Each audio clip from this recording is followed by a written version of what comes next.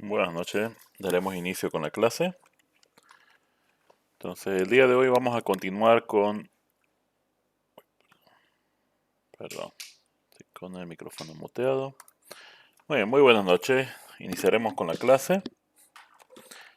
El día de hoy vamos a continuar con el tema de OSPF, ya más dirigido a la parte práctica. Vamos a ver los parámetros de configuración. Ayer hablamos de los parámetros más básicos, como agregar una red a lo que es OSPF.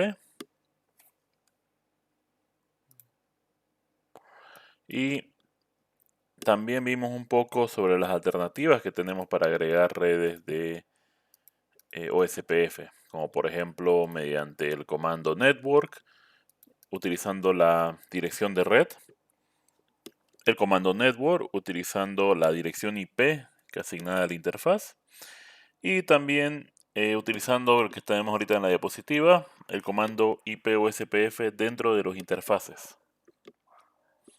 Ahora bien, también mencionamos lo que era la configuración del router ID, un identificador único que podemos asignarle a nuestro router dentro de una topología de OSPF. Ahora, hay un parámetro adicional que tiene que tenerse en cuenta a la hora de configurar redes OSPF básicas, y son los interfaces pasivos.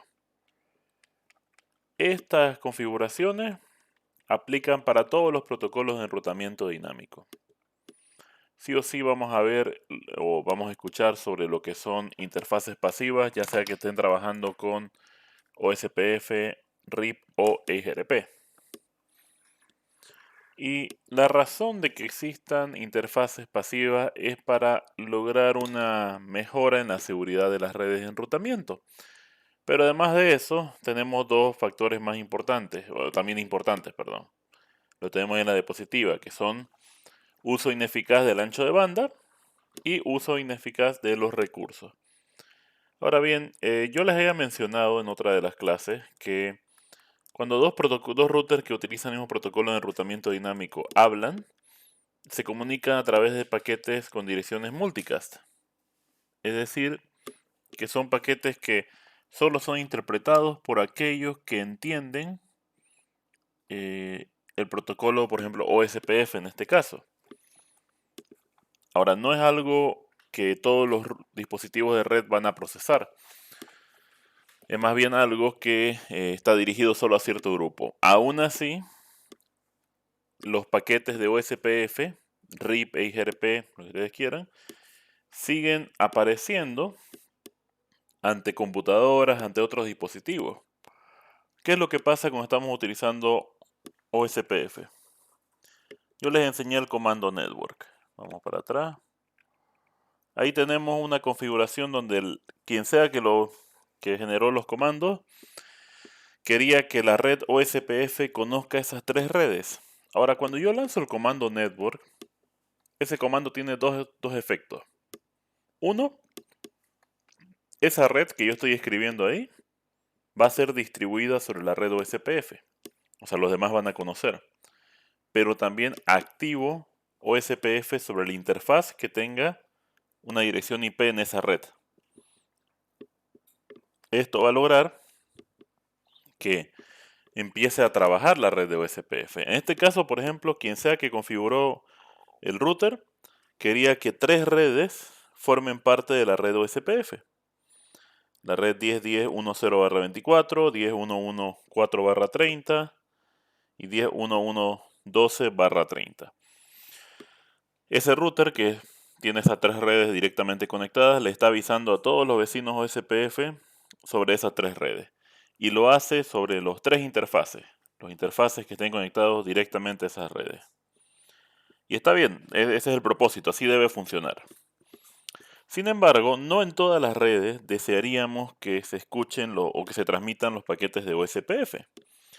Por ejemplo, sigo un poquito para atrás. Tenemos un diagrama al inicio, ahí está.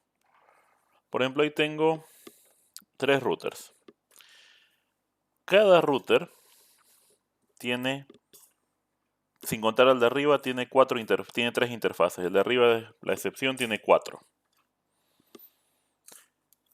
Pensemos en el router 1, R1. Él tiene 3 interfaces. 2 van conectándolo directamente a otro router y la tercera es una interfaz de loopback que está simulando una red LAN. Vamos a decir que es una red LAN, es un switch. En ese switch está conectado un montón de computadoras. Si vemos este diagrama, los paquetes OSPF van a salir por los 3 interfaces. Los paquetes de hello, lo que hemos hablado ayer. Hola, hola, cada 10 segundos mi router va a estar distribuyendo. Sin embargo, solo en 2 de los interfaces voy a tener respuesta, en los que van al R2 y R3. Lo que está en el lado izquierdo, en la interfaz loopback, no voy a tener respuesta. Cuando es una loopback no hay lío, porque es una interfaz virtual. Pero si tenemos una red LAN real, donde hay un switch con computadora, tampoco voy a tener respuesta. Sin embargo, en esa red sí va a haber dispositivos que van a recibir los paquetes. No lo van a interpretar porque no saben hablar OSPF, pero lo van a recibir de todas formas. Ahora, ¿qué tiene de malo? Vamos a decir. ¿Qué importa que reciban o no los paquetes? Déjenme abrir Wireshark un momento. Y le voy a mostrar mi puerto de Ethernet. Y denme un segundo porque mi router ahorita, hasta donde yo me acuerdo, no permite que salgan paquetes.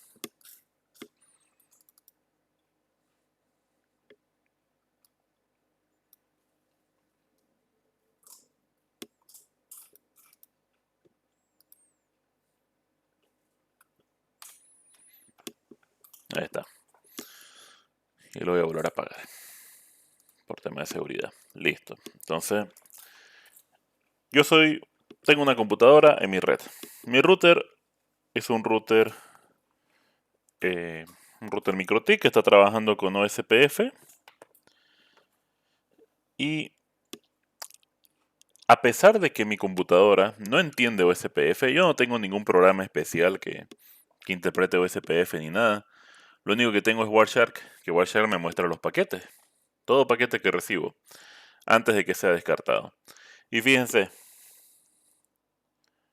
¿qué dice acá? En el paquete IP. Más bien vamos a expandirlo un poco. Vamos a hacerlo más grande. Cabecera IP.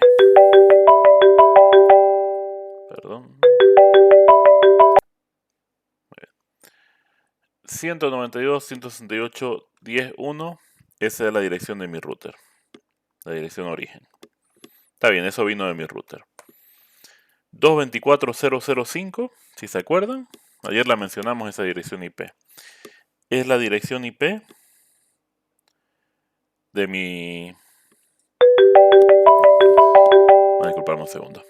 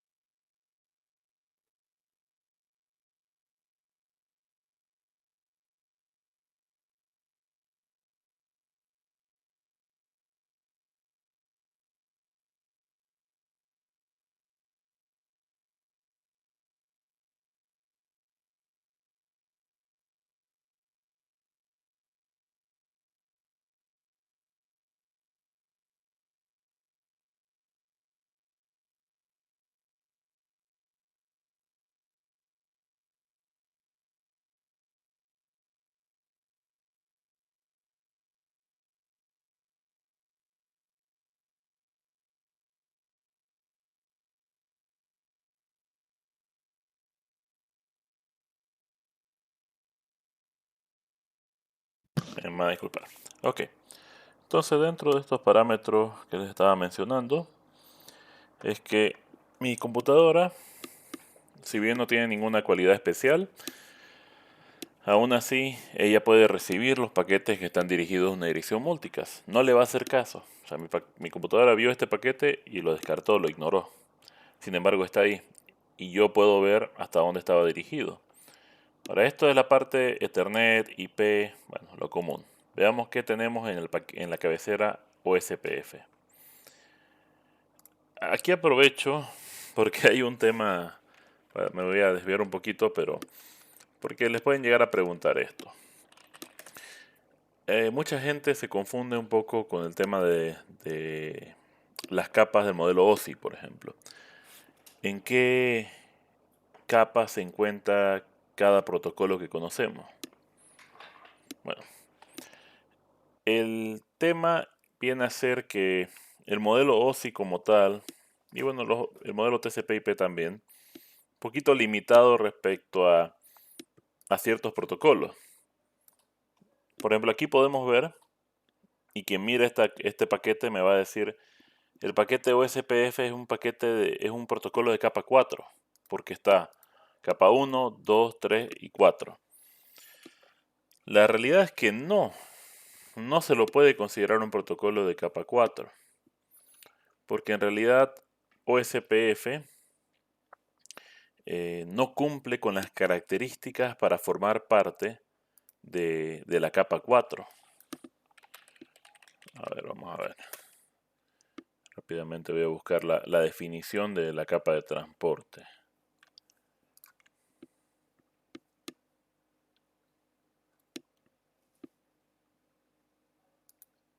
Bueno, es una página medio cualquiera, pero la verdad que la definición está correcta. Dice, es la responsable de regulación de flujo de información desde el origen hasta el destino, forma confiable y precisa. OSPF no hace eso. No hace control de flujo. TCP y UDP sí hacen control de flujo, por eso ellos son protocolos de capa de transporte. OSPF, ¿qué hace? Mantiene contacto entre dos dispositivos para intercambiar información de enrutamiento, pero no hace control de flujo. OSPF permite intercambiar información que va a ayudar a otros protocolos a funcionar correctamente, pero él no hace ninguna de las tareas del modelo OSI, de la capa 4 del modelo OSI. Por lo tanto, OSPF se coloca sobre la capa 3 del modelo OSI, porque el protocolo IP es un protocolo de capa 3, protocolo Ethernet es un protocolo de capa 2, y lo que sea que esté pasando en la capa 1 es de capa 1. Sin embargo, OSPF no es un protocolo de capa 4.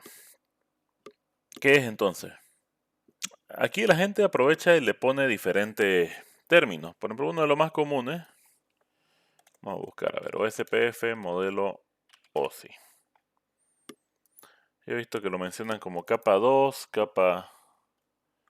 Vamos a ir con alguno.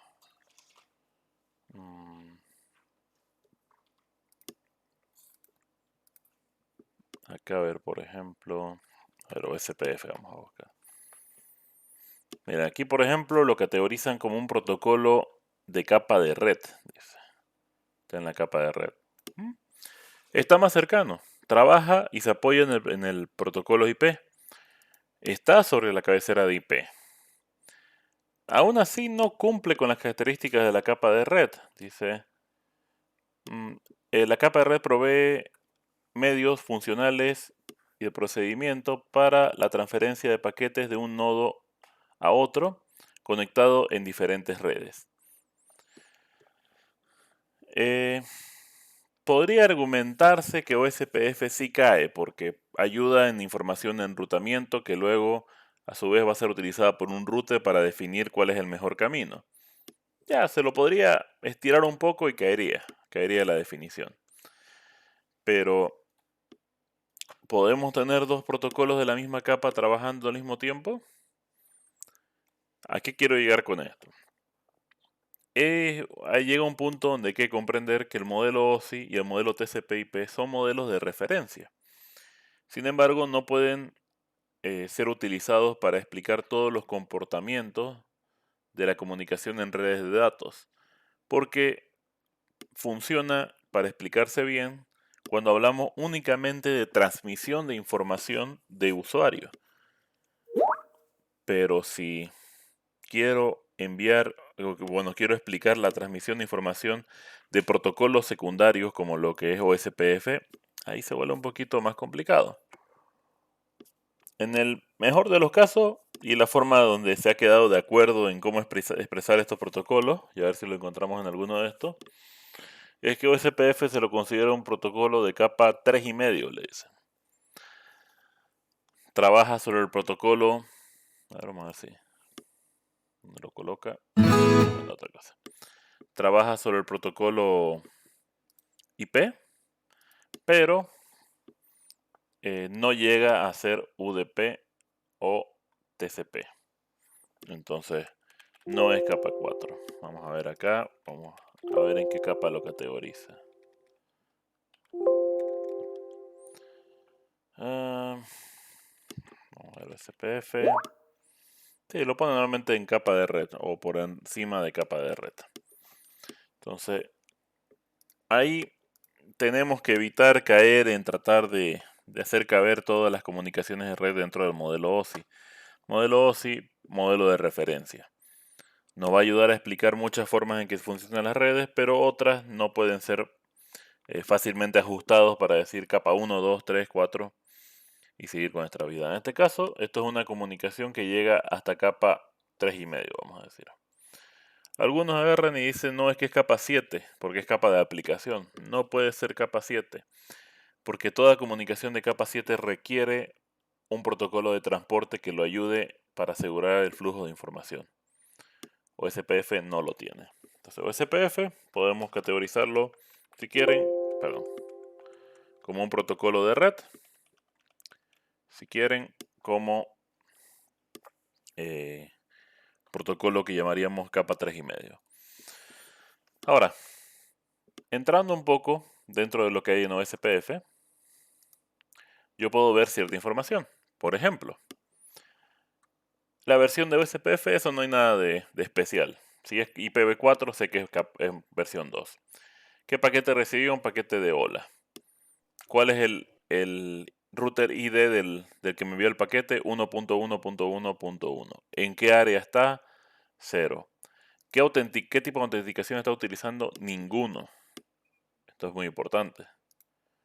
Ese paquete de hola, de momento no me está avisando nada porque no hay nada que avisar. Pero aquí hay un punto importante. Router designado y router designado de respaldo. Y prioridad de router. Ahora, esto después vamos a ver en qué me afecta. Aquí. ¿Qué información de esto me sirve? No me permite, con este paquete no me permite descubrir a mí nada de la red. Así nomás. No puedo leer este paquete y decirle, miren, aquí significa que está en esta red o que tiene estas redes. Lo que sí me permite ver fácilmente es qué información necesito tener configurada en mis interfaces para yo unirme a la red OSPF. Y en este caso estaría muy fácil, porque en el caso he habilitado sin autenticación. Entonces yo podría conectar un router, podemos decir, eso en mi computadora yo lo puedo simular, y a ese router le pongo que trabaje en la área 0 y le pido que no utilice autenticación. Eso va a ser suficiente para que empiece el otro extremo a enviarme información de enrutamiento. Él va a ver que yo hablo el mismo idioma, va a ver que yo también hablo OSPF, va a ver que yo estoy en la misma área y va a empezar a enviarme información relevante de la red. Y lo más peligroso de todo, porque eso ya de por sí es peligroso porque alguien puede descubrir todas las subredes que están en mi red. Puedo empezar a inyectar subredes. Él me va a empezar a enviar qué subredes conoce. Y aparte, incluido en eso, va a venir un valor de costo. Esto lo vamos a mencionar más adelante, pero cada ruta que me llega de parte de mi router vecino, o sea, mi router vecino me dice, yo sé cómo llegar a estas redes, vienen con un valor de costo. O sea, me dice cuánto le cuesta llegar a él a esa red. Y yo en base a comparar costos, yo puedo saber quién es el mejor router para llegar al destino. De la misma forma, a mí mi vecino me puede avisar y me dice, oye, mira, para llegar hasta tal red, podés hacerlo a través de mí. Y te va a costar X valor. Yo puedo agarrar y configurar mi router falso para decirle a mi vecino, oye, yo también sé cómo llegar a esas redes que vos me mencionaste, solo que yo sé llegar a ellas con un costo de X menos 5. O sea, yo sé llegar más rápido a esas redes. Lo que va a proceder a hacer mi vecino es instalar esas nuevas rutas y de paso le va a avisar a todos los demás y le va a decir, miren, yo conozco a alguien que sabe cómo llegar a todos los destinos que necesitamos y tiene un mejor costo que lo que nosotros conocíamos antes. Eso va a causar un desastre en mi red, porque todo el mundo va a empezar a enviar paquetes por rutas que no llegan a ningún lado. Y el tipo que creó el router falso incluso puede ponerse a hacer captura de paquetes. No va a haber comunicaciones completas. O sea, no puede llegar a ver la respuesta de los servidores porque como él está creando enrutamiento falso, no va a haber comunicación bidireccional. Sin embargo, si alguien envía una solicitud, por ejemplo, en HTTP que incluye tráfico en texto plano, ya estuvo, ya lo atrapé y puedo seguir trabajando. O alguien está trabajando con un servidor de correo electrónico que no está utilizando ningún tipo de encriptación. Hay clientes de correo electrónico como Outlook que de tanto en tanto te envían la autenticación, reautentican cada cierta cantidad de minutos. Va a llegar la información, no va a responder el servidor porque yo estoy estorbando, pero si tengo un sniffer como Wireshark, puedo agarrar y capturar todos esos paquetes y ver qué credenciales envió ese cliente. Puedo estorbar el funcionamiento de la red. Entonces, todo esto que les estoy hablando es para darles a entender cuál es el peligro de dejar que dispositivos no autorizados puedan ver mis paquetes de OSPF. OSPF maneja autenticación, permite crear autenticación con los vecinos. Sin embargo, esa autenticación tampoco es muy fuerte. Es una autenticación, la más fuerte que tiene OSPF es autenticación MD5. Para los que han manejado un poco el tema de seguridad, tal vez hayan escuchado de MD5 y sabrán que es un mecanismo que de por sí no está diseñado para encriptación, es un mecanismo de hash, para verificar integridad. Por lo tanto, como algoritmo de encriptación no es fuerte y se puede romper. Se puede romper en cuestión de minutos, horas, dependiendo de la complejidad o de lo largo de la cadena. Pero se puede romper. Entonces, agarrar y crear contraseñas en OSPF y decir que con eso vamos a estar seguros no es garantía. ¿Qué se puede hacer entonces? Bueno, podemos utilizar interfaces pasivas.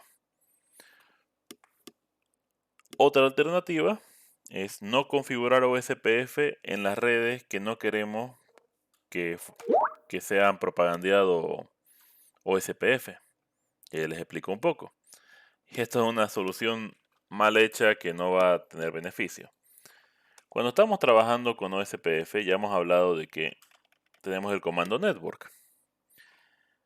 Y yo les decía, por ejemplo, yo aquí activé OSPF en 3 redes.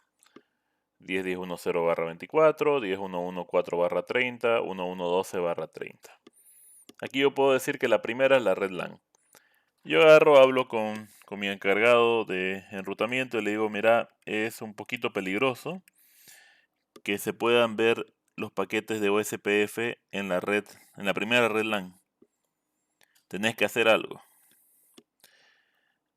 Algunos agarran y dicen, bueno, la solución es que no distribuyamos OSPF sobre esa interfaz. Ya, está bien. Y quitamos el comando. Lamentablemente, el problema es que cuando quitamos el comando, lo siguiente que va a pasar es que todos los routers vecinos nunca van a conocer esta red. Cuando yo quito el comando network, no solo no transmito paquetes de OSPF en esa red, sino que aparte, sobre la red OSPF, sobre los otros interfaces donde sí estoy trabajando, nadie se va a enterar de que yo conozco esta red. O sea que si lo quito, nadie se entera de la red.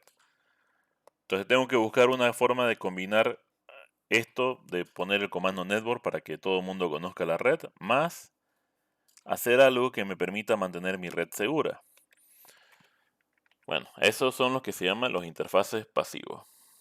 Los interfaces pasivos logran que yo tenga una red OSPF activada, pero evitar que sobre esa red, sobre esa interfaz, se envíen paquetes de actualización de OSPF.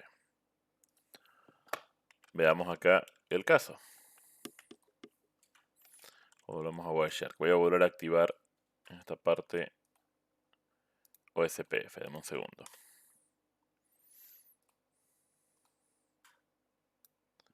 Muy bien, ahí pueden ver de que otra vez se están enviando paquetes de OSPF.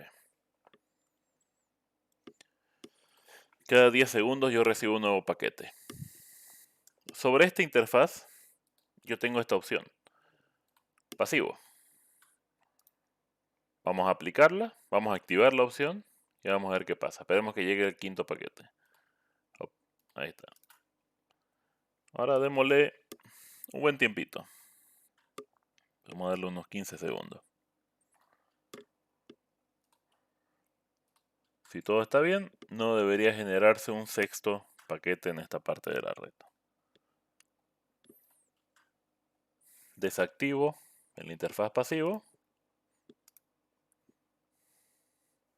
y ya empiezan a volver a generarse los paquetes. Entonces el interfaz pasivo permite que la red que está en esa interfaz siga siendo parte de la red OSPF, siga siendo enviada a todos los vecinos, pero evita que sobre esa interfaz se esté enviando información de OSPF. Esto con el fin de garantizar nuestra seguridad y poder garantizar estos tres aspectos. Evitar el uso ineficaz de ancho de banda, o sea, no voy a desperdiciar ancho de banda enviando paquetes. Uso ineficaz de los recursos. Yo les decía, esto es multicast. A diferencia de lo que dice el concepto de que es de uno a algunos, el paquete en realidad llega uno a todos y solo interpretado por algunos. Todos tienen que procesarlo. Y un montón de ellos va a recibirlo, va a procesarlo, para nada más decir, esto no es para mí. Yo no tengo por qué ver el contenido, hurgarlo o aplicarlo. Voy a descartarlo, pero todos pierden tiempo. Y el factor de seguridad, lo que ya les había mencionado. Ahora, ¿cómo se configuran estos interfaces pasivos? Bueno, dentro de los parámetros de OSPF, lanzamos el comando passive-interface y el nombre de la interfaz. Y listo, ya es una interfaz pasivo. Y ahí podemos ver en el estado, aquí podemos ver en el estado que se encuentra dentro de mis protocolos de OSPF como interfaz pasivo. Vamos a cerrar esto. Muy bien.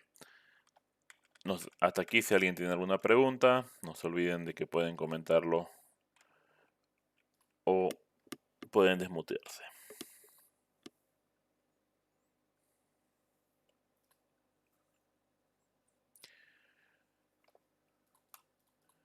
Ahora hay otro aspecto. Tipo de red. ¿Se acuerdan que eso lo hemos hablado el día de ayer? Las redes pueden ser punto a punto o de dominio compartido. O sea, dos routers que están directamente conectados o que están conectados a través de un switch. Ahora hay un problema con esto, con cómo un router reconoce en qué tipo de red se encuentra. Cuando estamos utilizando interfaces de cable serial, por ejemplo, fácilmente el router se da cuenta de que está en una interfaz punto a punto, en una red punto a punto. ¿Por qué? Porque los interfaces seriales están diseñados para estar conectados solo entre dos equipos, nada más. No existe, vamos a decir, un switch de interfaces seriales que le permita a un grupo de dispositivos compartir el mismo dominio. Eso es mediante un switch. Y como sabemos, los switches se conectan a través de interfaces del protocolo Ethernet. Entonces, muchos routers, cuando yo conecto dos routers entre sí utilizando un cable de cobre, un cable UTP o un cable de fibra óptica basado en el protocolo Ethernet, como pueden encontrar en muchos switches y en algunos routers, mi dispositivo asume y dice, es una interfaz Ethernet, debe pertenecer a una red de broadcast, una red de dominio compartido, donde necesitamos tener un DR y un BDR. Ese no va a ser el caso siempre. Sí, necesito que vayan por ese proceso si mi router va a un switch donde tengo varios otros routers. Pero si mi router va conectado a otro router directamente usando un cable Ethernet, si mi dispositivo reconoce esa conexión como un tipo broadcast, como está aquí, eso va a ser un problema para mí. Va a funcionar, mi red va a funcionar. Pero mis routers van a perder el tiempo decidiendo quién es el designado y quién es el de respaldo. No necesitan eso. Ahora yo puedo forzar el tipo de red. Eso es lo que reconocieron los interfaces. No necesariamente es como debe funcionar la red. Entonces, yo puedo ir a la interfaz que está conectado al otro router y forzarle y decirle, esta interfaz está en una red de tipo punto a punto. IP o SPF Network point to point. Para que no exista la necesidad de tener que estar especificando a ningún router designado ni router de respaldo. De esa forma simplifico la cantidad de comunicaciones. Ahora, bueno, y esto es un aspecto importante. Las redes de loopback, ya le hemos mencionado su utilidad que existe, y es que me ayudan a la hora de poder generar redes LAN virtuales que yo deseo compartir, direcciones virtuales, perdón, que yo deseo compartir, si es que estoy haciendo un laboratorio, por ejemplo, pero no son, por defecto, se reconocen como redes broadcast. Y a mí no me interesa que se reconozca como redes broadcast. Yo prefiero que se reconozcan como redes punto a punto. Así que una recomendación que se da es que recordemos cambiar a todas nuestras redes que están en las interfaces loopback a redes OSPF punto a punto. Pero esa es más una cuestión de elección. No necesariamente es un requerimiento. Muy bien, esto después lo vamos a manejar. Ahora, vámonos a redes OSPF de acceso múltiple. Esta la hemos mencionado un poco. Son redes donde tenemos un dominio compartido entre nuestros routers OSPF. Esto puede ser un poquito más complicado debido a la cantidad de adyacencias que se van a crear. Eso se lo mostré que en una red OSPF normal, la fórmula nos dice que n por n-1 dividido entre 2 es la cantidad de adyacencias que se crean dentro de un dominio compartido. Entonces, para disminuir esa carga, nuestro protocolo OSPF se creó con un parámetro llamado router designado. Cuando tenemos un router designado, ese router es el encargado de comentar sobre todas las actualizaciones de red que se den. Por ejemplo, ayer hablábamos de que en este escenario, cuando el router 2 tuviera una actualización de red, tuviera una nueva red o se cae una de las redes que conocía, él procedería a informarle a los otros 3 dispositivos. Los otros 3 dispositivos procederían a avisarle a todos los demás menos al que originó la información. O sea, router 2 le envía al 1, 3 y 4, el 1 le envía al 3 y 4, el 3, el 3 le envía al 4 y eso pasa en todos los niveles. Cada uno de ellos va a pensar de que son los que acaban de aprender nueva información y se la van a enviar a los demás sin saber de que están enviando información repetida. Para evitar eso, elegimos un designado, digamos router 1. Cuando router 2 tiene una actualización, él no se la envía a todo mundo. Él se la envía solo al router 1. El router 1 procede a avisarle a todos los demás y se acabó. O sea, él limita cuántas actualizaciones se pueden dar dentro de mi red. Ahora, en caso de que perdamos a nuestro router designado, al mismo tiempo que se selecciona un router designado, se selecciona un router designado de respaldo, un backup. Normalmente, todas las comunicaciones de OSPF se darían utilizando la dirección 224.0.0.5, como han visto en lo de Wireshark, la captura que hice de paquete. Sin embargo, hay unas limitantes o un cambio en eso cuando estamos hablando de las topologías de dominio compartido. La dirección 224.0.0.5 es utilizada para las redes punto a punto y también es utilizada para elegir al DR y al BDR. Una vez que hemos elegido el DR y el BDR, todos los otros routers que están en mi red se convierten en dispositivos DR-Other o Drother, como lo pueden acá. Son routers que no son ni designados ni de respaldo. Esos dispositivos, en el momento que tienen ese nuevo rol, ellos solo van a trabajar en la nueva dirección 224.0.0.6. Ellos no escuchan a la 224.0.0.5 para nada.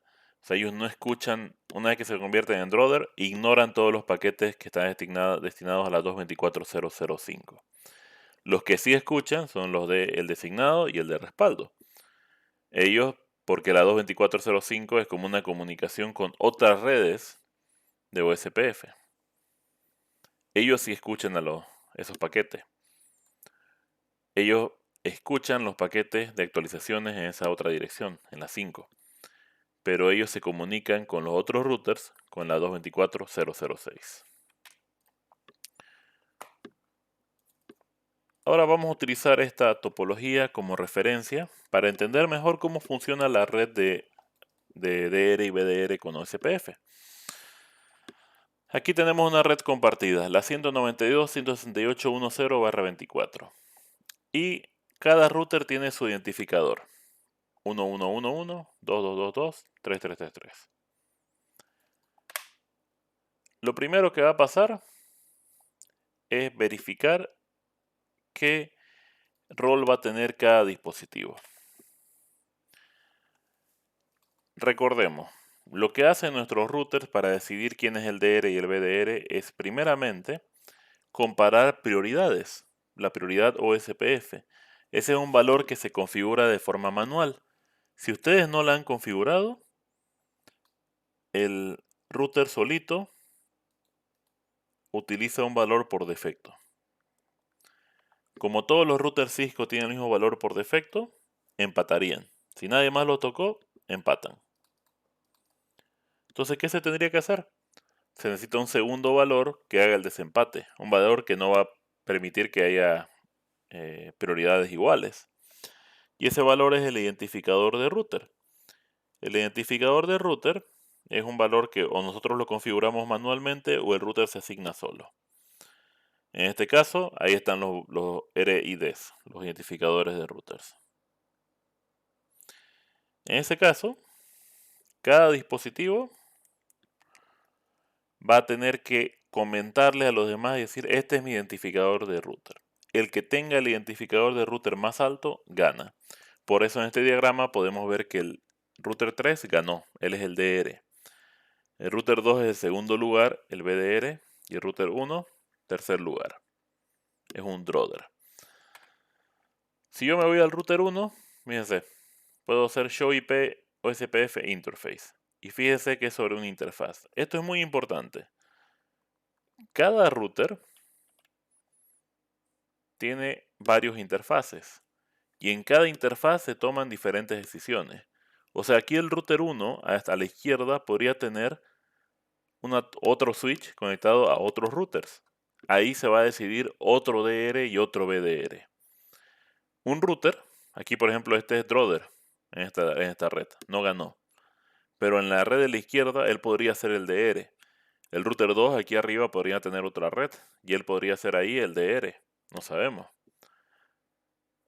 Por eso cada elección sería por interfaz. Por eso los parámetros los configuramos por interfaz. Y aquí podemos ver que mi router 1, por ejemplo, como perdió, él es un Drother. Tiene una prioridad de 1, que es la que está por defecto en Cisco. Él sabe quién ganó. Designé el router el 333. Y sabe con qué IP está ese router en la misma red, la 1.3. Aquí lo podemos ver. 192.168.1.1.3. Podemos ver quién es el de respaldo. Y en este caso no se nota tanto, pero también podemos ver cuántos vecinos tenemos en total en esta red. Eso, por ejemplo, si esta red estuviera compuesta por 5 routers, bueno, tendríamos un DR, un BDR, y de paso tendríamos 3 Drothers. En este caso tenemos un DR, un BDR y solo un Drother. Eso hace que el Drother vea solo 2 nodos más. No ve a nadie más, no tiene en cuenta más dispositivos. Si hubiera más routers, aparecerían aquí, con sus roles. Aquí ahorita solo nos aparece el router designado y el router de respaldo. Fíjense, por ejemplo, este es el BDR. Él sabe que es el BDR y en su lista están los otros dos. Marca quién es el router designado y como este otro no tiene un rol más que de Drother, no lo marca él por separado. Simplemente dice, bueno, es un router más que está en mi red. Y listo.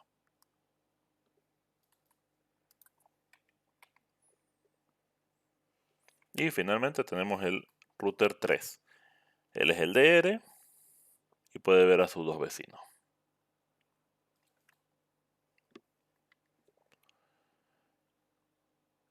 Ahora, esto es algo que vamos a ver durante la práctica. Hay una tabla de vecinos. El Show IP OSPF Neighbor nos permite ver esa tabla. Acuérdense que hay una base de datos de vecinos, de adyacencias. Y si hacemos un Show IP OSPF, puedo ver una forma resumida de esa tabla. Con cada router, yo establezco un tipo de adyacencia. La ideal es la adyacencia full. Y eso lo mencionaba ayer. Que significa de que el otro router está en el estado full. Que yo estoy en el estado full con él y que él está en el estado full conmigo. Significa que en ese punto ya hemos enviado toda la información y estamos bien. Fíjense. Este significa que es full y que el otro router es un Drother. La de abajo significa que la adyacencia es full, o sea, estamos bien, y que el que está al otro lado es un BDR. Perdón, es un DR. Aquí está mal escrita la diapositiva. Está dos veces BDR. Debería ser DR, full barra DR. Y también tenemos full barra BDR, que me da a entender que tengo una adyacencia, que me conecté correctamente con un vecino, y este es un BDR. Ahora, yo les comentaba que esto de DR, BDR, es con el fin de que los routers no estén todos hablándose entre sí, dentro de una misma red, para no complicar, para no saturar de actualizaciones y de otras cosas. Sin embargo, todos los routers están obligados a conocer sobre la existencia de sus otros vecinos. No hablarán con ellos, pero deben saber que están ahí. Por eso, no va a ser extraño que cuando ustedes estén en una red de dominio compartido, vean que algunas adyacencias tienen este formato, 2-way Drother, que es el two-way, el estado two-way, que si recuerdan, es uno de los estados en el cual nos quedamos para realizar la elección de DR y BDR. Lo que significa aquí es que mi router no va a enviarle actualizaciones a estos vecinos en particular, a los que tengan este estado, porque significa de que están solo para la elección de DR y BDR. Eso se traduce a que esos son mis vecinos con los cuales yo no me estoy comunicando directamente, porque ellos no son DR y BDR y yo tampoco lo soy. Entonces, mantengo una adyacencia con ellos en todo momento, porque si es que se cayera el DR o el BDR, ese rato tenemos que ponernos de acuerdo y volver a elegir a alguien para reemplazarlo. Entonces, a modo de no perder tiempo, yo ya tengo la adyacencia a medio camino. La tengo ahí lista, vemos que cae alguien, empezamos a hablarnos entre todos y decimos, a ver, hay que elegir un nuevo DR y un nuevo BDR, de ser necesario. Esto se los comento y es importante conocerlo, porque mucha gente, cuando está trabajando con redes OSPF, uno de los problemas más grandes es que te topes con este estado de dos-way. Significa que hay un problema en tu red. Y eso es normal cuando es una red punto a punto, significa que es problema. Sin embargo, en redes como las que estamos viendo de dominio compartido es un comportamiento completamente normal. Sin embargo, algunos lo ven y dicen, ah, hay algo malo acá, tenemos que arreglarlo. Y empiezan a reiniciar, empiezan a ver qué pueden hacer para solucionarlo. No es ningún comportamiento extraño. Si están en un dominio compartido, es normal que sus routers puedan estar en un estado de two-way o de dos caminos.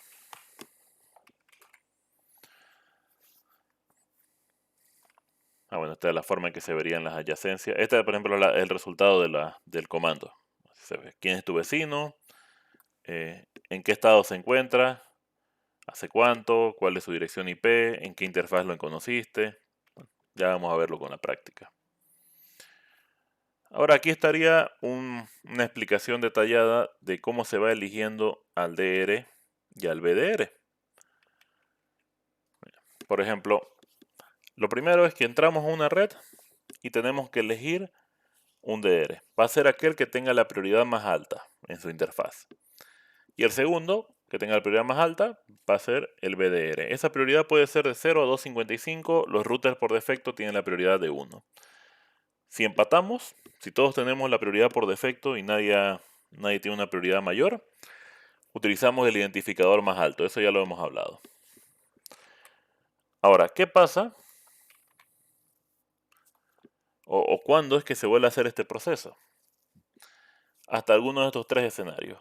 El DR falla, o sea, ya no está en la red. Que también entra en el segundo paso. El proceso SPF del DR falla. O la interfaz con la que se conecta el DR a nosotros falla. Una cosa que pueden pasar a cualquier cosa, pero si el DR falla, en alguna manera o ya no lo podemos alcanzar, lo vamos a dar por muerto. En el momento que el DR falla, el BDR, el de respaldo, automáticamente es considerado DR. Ojo. Primero, una vez que ese BDR, ese respaldo ascendió al router principal, alguien más tiene que ser elegido como el nuevo de respaldo. Y eso se elige entre todos los demás routers que están ahí. Ahora, hay un temita respecto a qué pasa cuando, digamos, yo tengo una red que está funcionando, una red DR, BDR, todo bien. Todos tienen la prioridad 1, ganó el que es de DR, ganó porque tiene la IP más alta. Ahora resulta de que llega un nuevo router a la red, lo conectamos, y ese nuevo router tiene una mejor prioridad o tiene una IP más alta. No sé, cualquiera de las dos. La cosa es que, en teoría, ese tiene que ganarle. Lo conectamos a la red, pero notamos de que no hay ningún cambio en quién es el DR y el BDR. Esto se debe a que la elección de DR y BDR no se da hasta que 1, no hay ningún DR y BDR, o 2, falla el DR o BDR que estaba en funciones. Es decir, agrego un nuevo router, no va a poder ser considerado como DR o BDR hasta que no se tenga que volver a elegir a uno nuevo. Y aquí importante, yo ya tengo un DR y BDR desde el inicio. Ya arrancó mi red y elegí un DR y un BDR. Entra un nuevo router.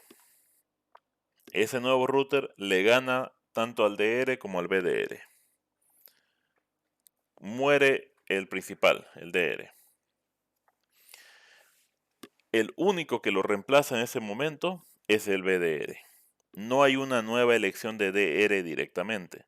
A no ser que se mueran los dos, el principal y el de respaldo, el de respaldo va a tomar el lugar del principal. No importa si ya han entrado nuevos routers que son mejores, que tienen mejor prioridad o todo lo demás. Él ya estaba como el de respaldo. Él pasa a ser el principal. Ahora sí, se elige un nuevo de respaldo. Ahí va a volverse el nuevo de respaldo el nuevo router fuerte que instalé. Y está bien.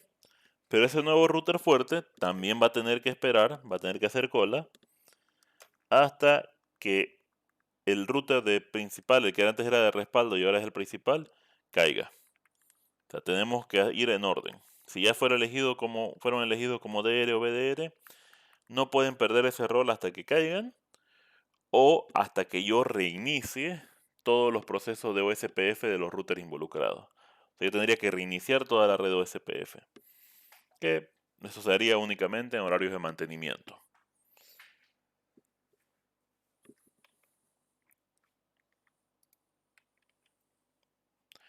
Ahora, supongamos de que yo quiero trabajar un poquito más profesional con mi red de DR y BDR. Yo quiero ser quien elige los roles. Podemos usar el comando de prioridad. Ese comando sería como lo ven acá. Van a la interfaz y le dicen IP OSPF Priority y el valor de prioridad. Algo que vale la pena detallar es que este cambio de prioridad no se va a aplicar en el interfaz hasta que no se vuelva a negociar lo de DR o BDR o hasta que se reinicie el proceso de OSPF.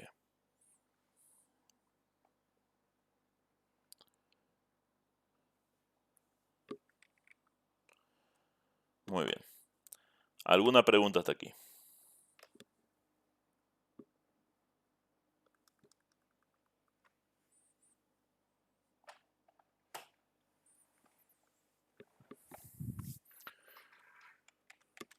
Ahí lo voy viendo, si es que tienen alguna pregunta pueden ir dejándola en el chat, si no. Ahora vamos a descansar un ratito, sé que los he llenado de conceptos. No se preocupen, vamos a llegar hasta completar algunas cosas de OSPF y ya después vamos a hacer práctica. Para que sea un poquito más dinámico. Pero vamos a irnos a un receso de 10 minutos, pero antes vamos a elegir a quienes nos van a hablar hoy día un poco sobre los temas que hemos ido viendo. Los temas van a ser enrutamiento interVLAN, va a ser la primera persona. Segunda persona nos va a hablar de OSPF. Entonces vamos a ver, estos son los nombres de las personas que todavía no han defendido. Entonces vamos a elegir el primer nombre, que nos va a hablar sobre enrutamiento interVLAN. Entonces, y creo que cabalito se va a salvar Carla porque creo que ella fue la que me pidió licencia. Dame un segundo. Sí, ya no va a ser Carlos por hoy día porque me pidió licencia. Vamos a elegir a alguien más. Ok, entonces Lincoln, nos vas a hablar por favor sobre enrutamiento interVLAN. Vamos a sacarte de la lista para que no vuelvas a aparecer para que no seas elegido de nuevo. Y quien nos va a hablar de OSPF, vamos a sacarla también a Carla, si no va a seguir apareciendo. Perdón.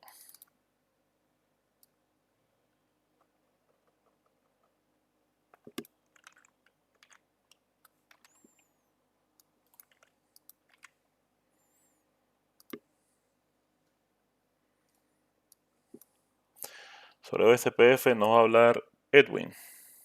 A ver.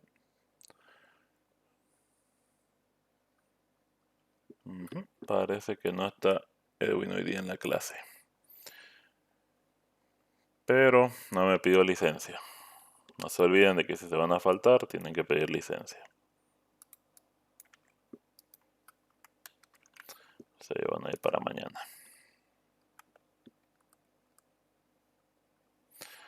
Entonces, el tema de OSPF, se vamos a pedir a Idri, por favor.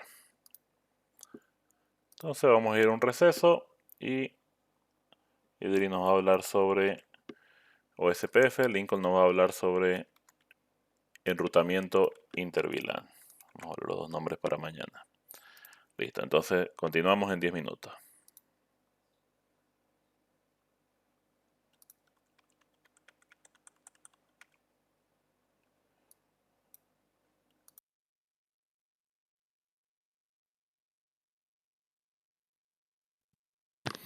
Muy bien, continuaremos con la clase.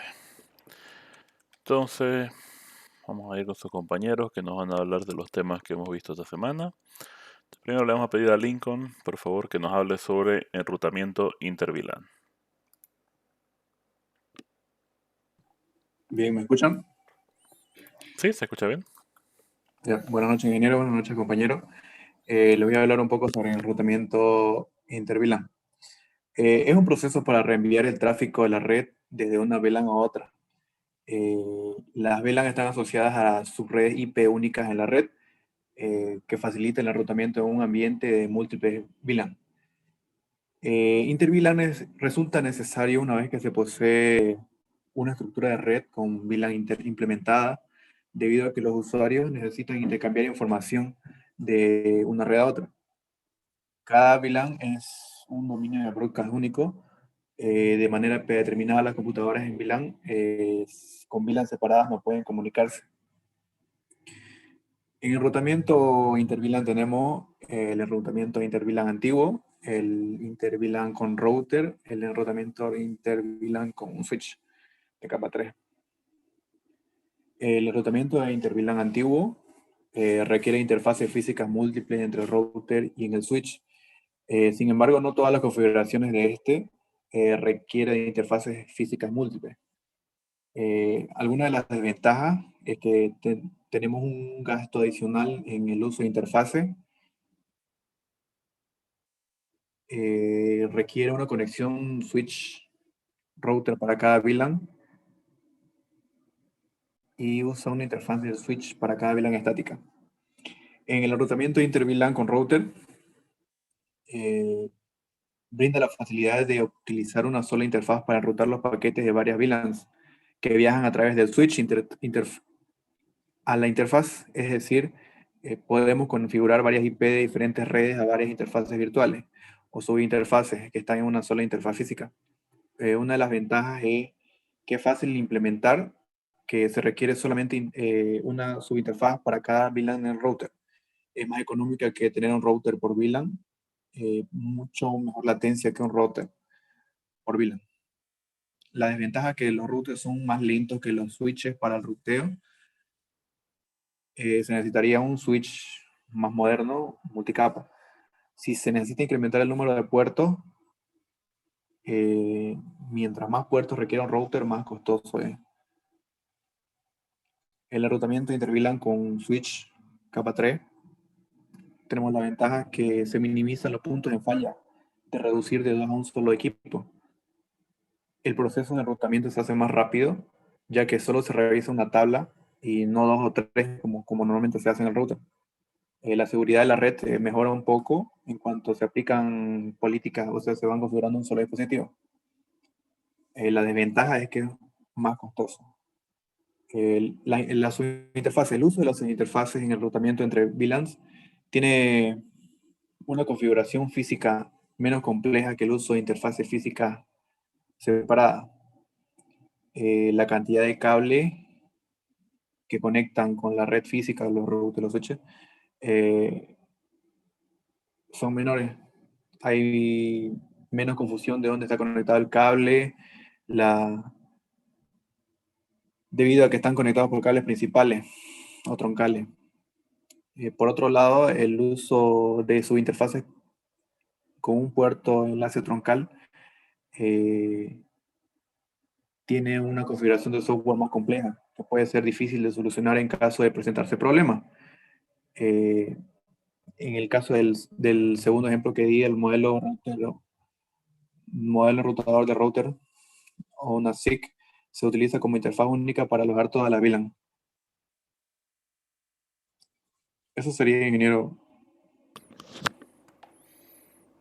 Ya, muy bien, muchas gracias. Ahora vamos a pasar con Idri, que nos va a ayudar sobre el tema de OSPF. Buenas noches, ingeniero. ¿Se escucha bien? ¿Sí? ¿Se escucha bien? Ya. Buenas noches, yo voy a hablar sobre OSPF, que traducido significa el camino más corto primero, y es un protocolo de enrutamiento dinámico. Lo que hace este protocolo es aprender la información del enrutamiento sobre las subredes IP de los routers vecinos.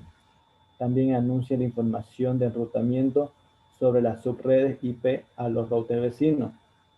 Si existe más de una ruta posible para llegar, también se encarga de ver si existe más de una ruta posible y si la topología cambia. Anuncia el cambio y elige la nueva mejor ruta. A este proceso se conoce como convergencia. ¿Cómo funciona? Primero, todos los routers construyen la información sobre la red. Estos son routers, los enlaces y las direcciones IP. Después los routers inundan la red de información. Esto hace que todos los routers conozcan la misma información y de este modo cada router puede calcular la ruta a todas las subredes desde su propia perspectiva. El protocolo OSPF organiza toda la información recolectada en lo que se llama LSDB y esto es una base de datos con la información conocida por un router. Ahora, para encontrar la mejor ruta, la información que se obtiene no indica directamente la mejor ruta. Para eso hay que hacer cálculos matemáticos. Así es como se encarga de encontrar la mejor ruta. Los routers OSPF necesitan establecer la relación de vecinos y son descubiertos los vecinos enviando un paquete de mensajes hello a cada interfaz habilitada para OSPF en un router. Los mensajes hello enumeran el ID de cada router. Esto se lo conoce como RID, Router ID, que sirve como un identificador único de cada router o SPF. El mensaje hello sigue el encabezado del paquete IP con el protocolo IP tipo 89. Los paquetes hello se envían a cada dirección IP multicast del 224.0.0.5. Que esto es una dirección IP multicast destinada para todos los routers o SPF. Ahora, el router recibió un mensaje hello del vecino con su respectivo RID de este router, así que ya lo ve como un vecino. El router que recibió comprueba todos los parámetros para convertirse en su vecino y después los routers intercambian sus respectivos LSDB entre ellos. Así es como se conocen y saben la mejor ruta. Eso sería todo, ingeniero. Ya, está bien, perfecto, muchas gracias. Perfecto. Entonces, siguiendo la explicación de su compañero, ahora vamos a trabajar con un laboratorio. Yo les he pasado el archivito por el chat para que puedan abrirlo. Y vamos a hacer este laboratorio dedicado a configuraciones básicas de OSPF. Topología sencilla, tenemos 3 routers. Ambos routers van a trabajar con lo que es... los 3 routers, perdón, van a trabajar con lo que es IPv4 e IPv6. Y vamos a ver una mezcla, de hecho, de protocolos. Vamos a ver, por ejemplo, el router B es un router que consideraríamos dual stack, que trabaja tanto en IPv4 como en IPv6. Él conoce redes a través del router A, que son de tipo IPv4, y redes, perdón, que son de tipo IPv6 a través del router C. Entonces, vemos cómo trabajaríamos este laboratorio. Entonces, lo primero que nos pide es que nos sentemos a configurar el router A. Ese router A debe seguir los siguientes parámetros. Tenemos que asignar direcciones IP según la tabla de asignaciones de direcciones, o sea, estas dos. El identificador del proceso OSPF va a ser 1. El identificador del router va a ser 1.1.1. Vamos a poner la configuración de direcciones de red de cada interfaz. Es decir, vamos a agregar redes a la topología de OSPF. Y la red que está conectada a la red LAN, a la interfaz que está conectada a la red LAN, debe ser una interfaz de tipo pasivo. Entonces vamos en orden. Vamos al router A. Perdón. Clic. Entonces, vamos aquí y empezamos. Enable config T. Y de hecho podemos verificar que todos nuestros interfaces están caídos y que ninguno de nuestros interfaces tiene una dirección IP. Entonces reviso mi tabla para apoyarme. Tiene dos interfaces.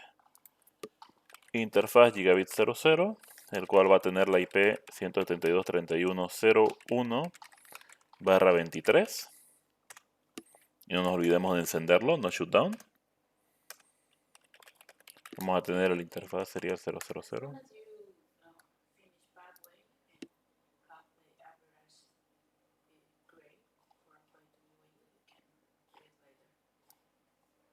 Perdón. Entonces aquí configuramos la IP 172.31.41/30 y encendemos el interfaz. Listo, ya está la parte más básica.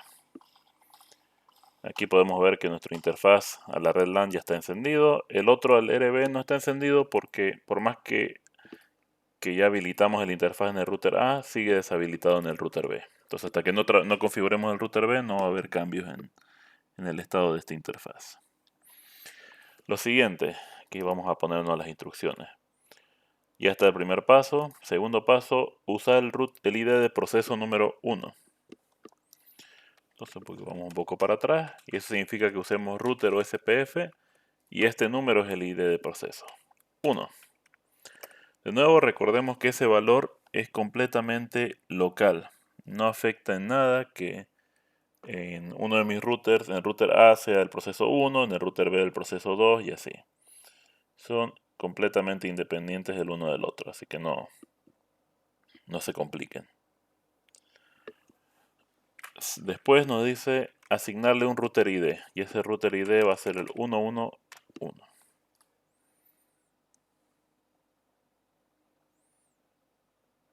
Muy bien. Luego nos dice dirección de red de cada interfaz. Esto significa que usemos el comando network. Volvamos para ver las direcciones. Entonces, dirección de red. Esta es la dirección IP que tiene mi router. La dirección de red en cambio va a ser la 3100 por ser la primera dirección. Ahora lo siguiente es tomar esta máscara de subred y convertirla en wildcard. Esta es la máscara de subred ahorita. Perdón. La mejor forma es restar la máscara de 255. De esta forma tenemos como resultado la wildcard. El resultado sería 0.0.1.255.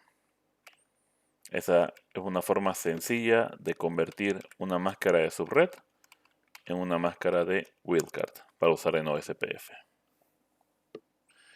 Entonces procedo a configurar en el router. Si van teniendo preguntas del laboratorio, pueden desmutearse o pueden ponerlas en el chat, no se olviden. Perdón. Y el área.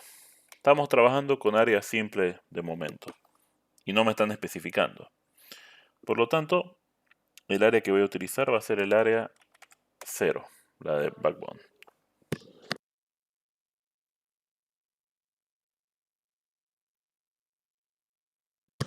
Muy bien, entonces enter. Ya va la primera red, vamos a la segunda.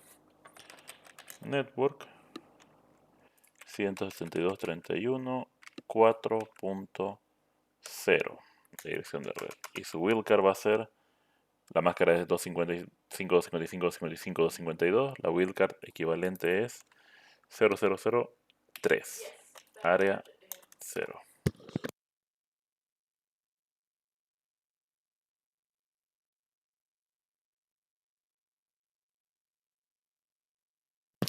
Ahora, finalmente me pide que habilite en una de las interfaces, la que es de LAN, como interfaz pasiva.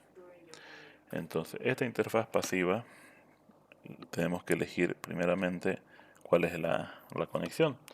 Nos dice la que está conectada a la red LAN. Si vemos nuestro diagrama a la izquierda, eso significa el interfaz gigabit que está conectado al switch.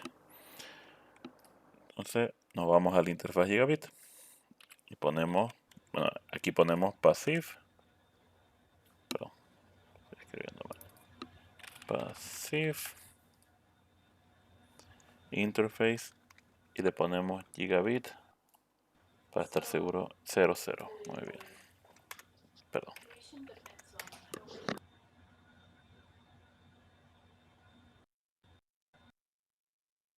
Entonces a partir de este momento mi router no va a transmitir ningún paquete de OSPF en esa interfaz. Muy bien, sigamos a la siguiente parte del laboratorio.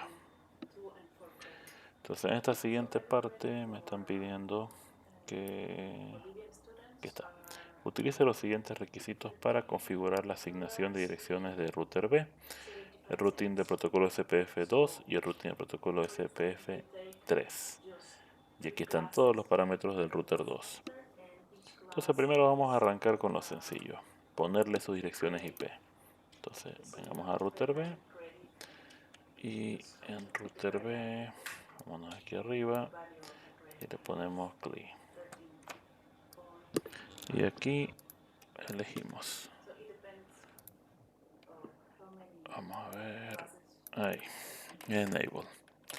Vamos a modo de configuración y tenemos tres interfaces. El interfaz Gigabit 00 es el más complicado porque tiene dos direcciones IP. Tiene la IP IPv4, que es la 172.31.21/23, y tiene la IPv6 address, que es la 2001 db8.2.1/64. Una interfaz de un router y de una computadora puede tener tanto una dirección IPv4 como IPv6, nada se lo impide. Cuestión de que el resto de nuestra red esté enrutada correctamente para garantizar que la información que se está transmitiendo en ambos tipos de IP funcionen correctamente. Ahora nos vamos al otro interfaz serial 000, y ahí le agregamos su dirección IP. En este caso es solo IPv4. Entonces al solo ser IPv4 ponemos 172.31.42/30 y lo encendemos. No olvidemos, siempre tenemos que encender el interfaz. Entonces no shutdown. Y terminamos con nuestro interfaz serial 001, que este es una interfaz que solo tiene IPv6. Entonces ponemos la dirección IPv6 y este es 2001 db8 3 2 1/64. A ver, está sobreescribiendo. Perdón, no. Este router. A ver, me equivoqué en el otro. Perdón. El otro interfaz se supone que al otro interfaz le puse el 2.1 y debería haber sido el 1.1. Vea, aprovecho para mostrarles qué pasa cuando asignamos un IP que se solapa con otro. En el caso de Cisco me va a lanzar un error que me va a decir que no se puede porque esa dirección IP que estoy queriendo utilizar se solapa o pertenece a la misma subred que uno que está en el interfaz gigabit 00. Entonces yo tengo que cambiar aquí el de gigabit 00, ese es en el que me equivoqué. Entonces dame un segundo. Gigabit 00, perdón, interfaz gigabit 00. Ya le pongo bien su dirección IP. La reemplazo sobreescribiéndola nomás. 2001 db8 11/64. IP address, me estoy olvidando. Ahí está. Ahora sí, serial 001. Y ahí sí le pongo IPv6 address 2001 db8 21/64. Y me sigue dando error. Porque, a ver.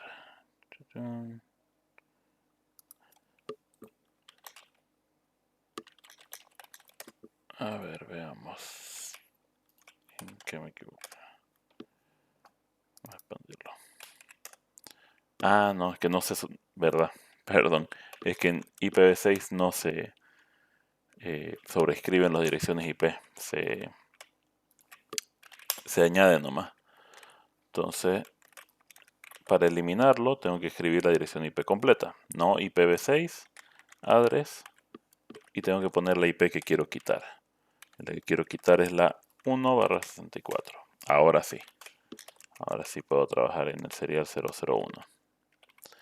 Y asignarle la IP que le corresponde. Este comando yo lo tengo aquí. A ver. Sigue apareciendo el otro. A ver. Ah, es que soy Opale. Eliminé una dirección que ni tenía. Me faltó el 8 aquí. Mira, me estoy equivocando. DB8. Ahora sí. Nos vamos al serial 001. A ver si ahora sí quiere. Ahora sí nos dejó. Tanto problema por nada más que me equivoqué a la hora de asignar la dirección IP. Bien, ya terminé el primer paso, que se supone que era el más simple, pero a mí me costó harto. Siguiente paso, dice. Andate a hacer las configuraciones de router OSPF versión 2. Bueno, me voy entonces, router OSPF, me dice que utilice el identificador de proceso número 1, ¿está bien? Que le asigne el router ID 2.2.2 y finalmente me dice habilitar las interfaces usando el comando de red. Entonces la que tengo en IPv4 son estas dos. La 172.31.20/23 en el área 0 y la 172.31.40, que sería la de aquí abajo. Perdón, barra 30, también en el área 0. Listo. Y miren, ya que se creó una adyacencia, se creó la adyacencia con el vecino 111, que nosotros sabemos que ese vecino 111 es nuestro router 1. Ahí ya estamos empezando.